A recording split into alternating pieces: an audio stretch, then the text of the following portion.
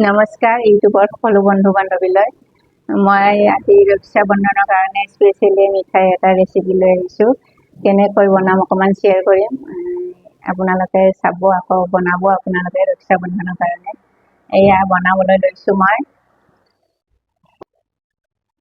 এয়া গাখীৰ 1 লিটাৰ লৈছোঁ, ফুল ক্ৰীম গাখীৰ। প্ৰথমতে গাখীৰটো উতলিব দিম।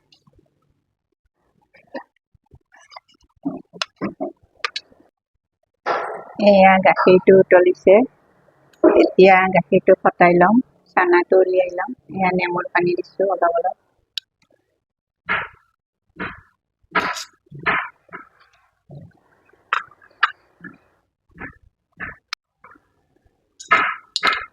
নেমুৰ পানীৰে গাখীৰটো ফটাই ল'ব লাগিব।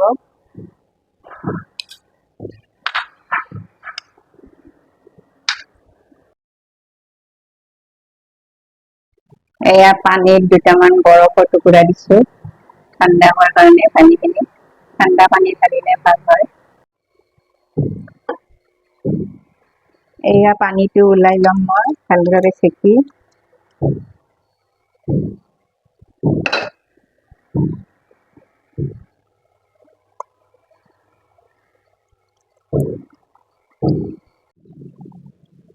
এয়া অলপ ঠাণ্ডা পানী ঢালি দিছোঁ।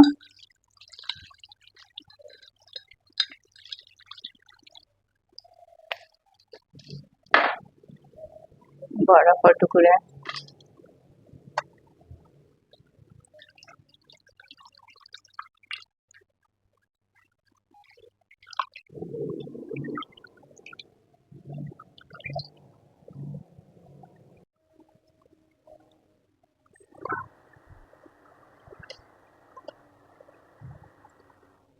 এয়া চানাটো ধুনীয়াকৈ ওলাইছে। ইমানখিনি চানা উলিয়াইছোঁ 1 লিটাৰ গাখীৰত। 200 গ্ৰাম চানা ওলাইছে। এতিয়া মই আমুল তাজা লৈছোঁ, 2 কাপ আমুল তাজা ল'ম।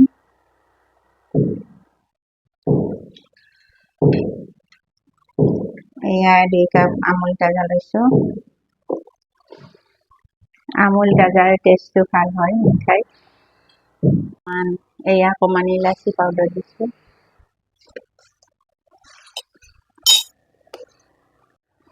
এয়া 80 ml চেনি লৈছোঁ। বেছি মিঠা নাখাওঁ আমি, সেইকাৰণে কম চেনি দিছোঁ।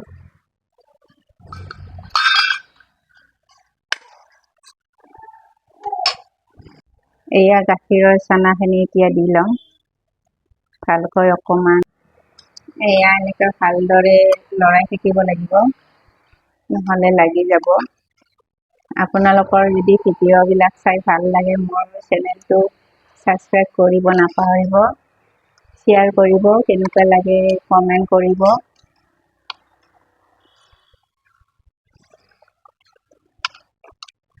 দোকানৰ কিনি অনা মিঠাইত কৰি ঘৰত বনোৱা মিঠাইবিলাক বহুত গুণে ওপৰত, খায়ো ভাল লাগে। সেইকাৰণে ঘৰতে বনাই খাব লাগে। নিজৰ পচন্দ মতে বনাই খাব পাৰি।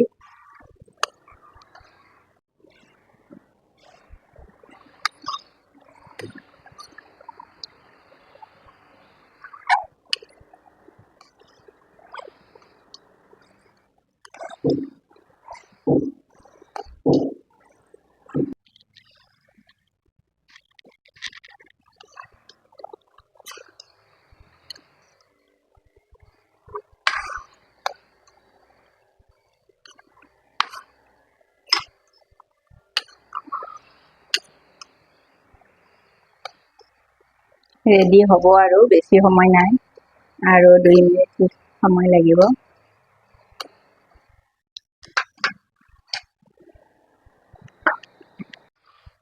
এয়া ৰেডি হৈ গ'ল মিঠাইৰ কাৰণে। এতিয়া অকণমান ঠাণ্ডা হ'ব লাগিব। এতিয়া মই অলপ ঠাণ্ডা হ'বলৈ দিম। 5 মিনিট ঠাণ্ডা হ'লে মিঠাইটো ৰেডি কৰিব সুবিধা হ'ব।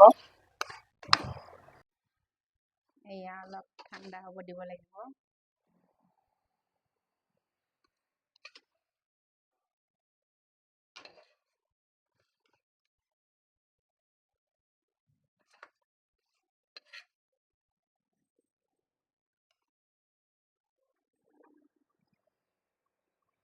এতিয়া অলপ ঠাণ্ডা হ'বলৈ দিম।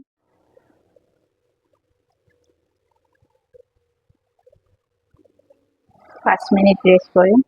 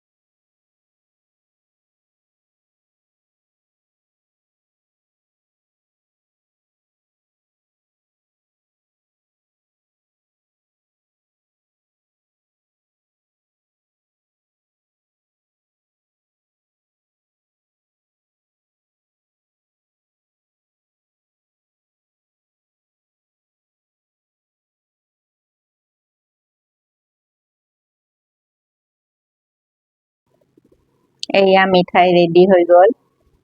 আপোনালোকেও বনাই খাব। কেনেকুৱা হৈছে জনাব কমেণ্টত। খুব টেষ্ট হৈছে মিঠাইকেইটা। বহুত ভাল হৈছে খাবলৈ। বজাৰৰ মিঠাইতকৈ বহুত গুণে ওপৰত।